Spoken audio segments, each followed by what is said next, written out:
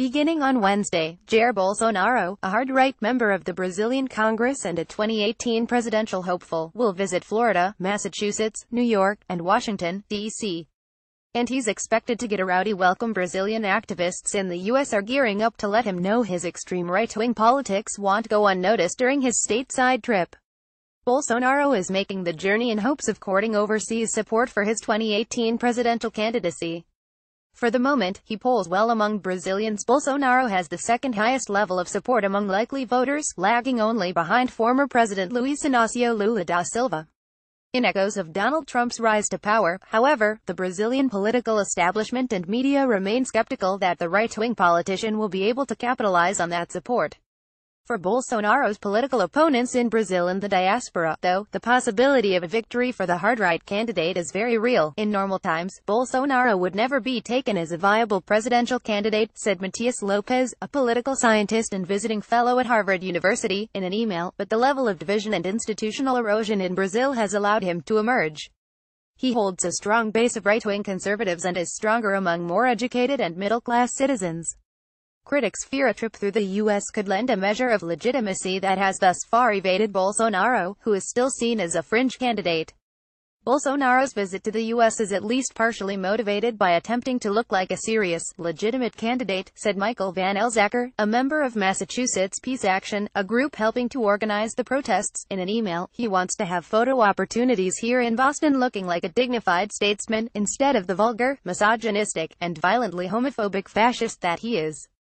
Fufu Coelho, a representative of Boston-based Brazilian-American solidarity group Coletivo Boston Contra o Golpe, or Boston Collective Against the Coup, said that she and other Brazilian advocates must ensure that Bolsonaro is not given a warm reception in the U.S. The people in Brazil who usually align with that agenda also admire and look at the U.S. as their model of nation to be followed, said Coelho, whose group is working with Peace Action and others, like the Democratic Socialists of America. That's why it is very important to have reports coming from here showing that Bolsonaro will not be easily accepted here. Many Brazilian activists, both at home and in the U.S., see Bolsonaro as a threat to Brazilian democracy. Bolsonaro has a propensity for making homophobic and misogynistic comments, as well as openly wishing that Brazil would return to the days of the military dictatorship, which ended in 1985.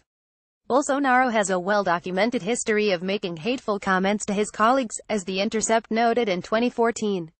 Last month, Brazil's Supreme Court maintained a decision that he must pay 10,000 reais $3,000 to Brazilian Member of Congress Maria do Rosario for moral damages after saying that she was very ugly, suggesting she was not even worthy of being raped. He has also made bigoted comments about indigenous people and was fined 50,000 reais by the courts this month for racist statements against Afro-Brazilian communities made earlier this year. Over the past year, however, the seven-term congressman has tried to temper his history of inflammatory and offensive rhetoric, making a play to reinvent himself as a more moderate, reasonable candidate. He is trying to sell himself as a liberal, which is basically a lie, said Nadia Comani, a representative from New York City-based Defend Democracy in Brazil, in an email. No one who follows a small percentage of his history, through the news or through his congressional failures, is able to believe such a story. Yet that story is exactly what his opponents say Bolsonaro is trying to sell to well-heeled Brazilians in the U.S. Bolsonaro is aware that he needs to move toward the center a bit to conquer donors and level the competition, and I think that his trip to the U.S. has to do with that, said Lopes, the Harvard fellow. He wants to look more presidential and normal. Women protest against the president of the Brazilian lower house, Eduardo Cunha, Vice President Michel Temer, and Jair Bolsonaro, a far-right member of Congress, in front of a banner reading Women Against the Coup in São Paulo, Brazil on April 26, 2016. Photo Miguel Chincario of PGT images. While protests might send a message home that Bolsonaro is not the moderate statesman he is posturing as today, he can nonetheless expect a warm welcome from many of his expatriate Brazilian hosts. He's listening to investors so they see what they can expect from the next president, said Daniel Cunha, a New York-based partner at the Brazilian investment firm XP Securities. The trip begins on Sunday in Florida.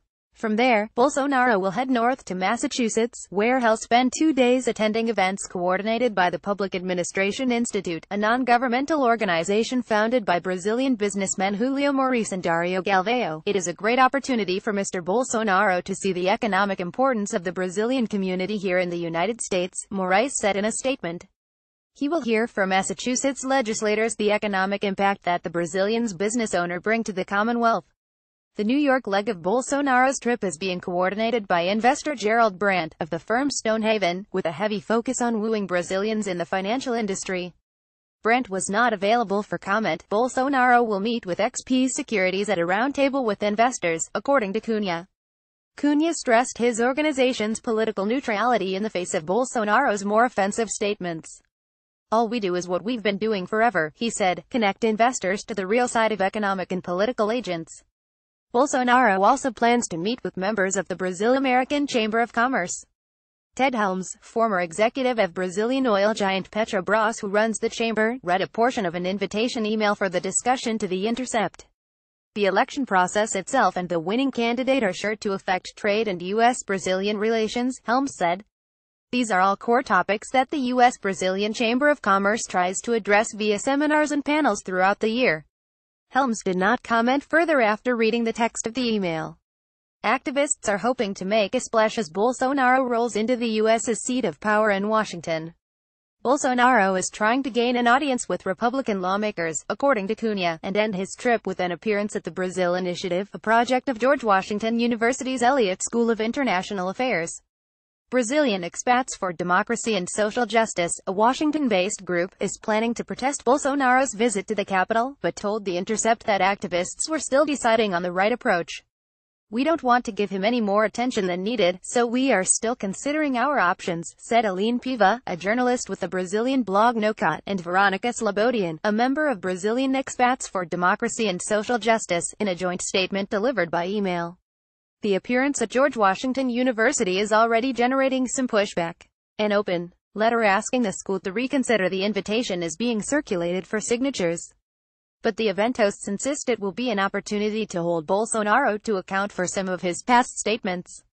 "We will take the opportunity to have a conversation and debate the controversial issues he has supported," said Mark Langevin, a George Washington professor who runs the Brazil Initiative. "And we'll see if he can pivot. If he doesn't pass that test, then the debate serves the democratic purpose of showing respect for the process." "That's all well and good," said Piva and Slobodian, "but giving a platform to Bolsonaro threatens to normalize his candidacy. He's not a liberal option, as it has been advertised, but an undemocratic fascist that doesn't deserve being even considered as a presidential option," said Piva and Slobodian. "Some people compare him to Donald Trump, but we believe he is even worse than that. Listening to him is not giving the space for a right-wing politician, as some may believe, but giving space for the most undemocratic and hateful worldview." Top photo. Brazilian member of Congress Jair Bolsonaro looks on during a press conference he called to announce his intention to run for the Brazilian presidency in the October 2018 presidential election, at a hotel in Rio de Janeiro on August 10, 2017.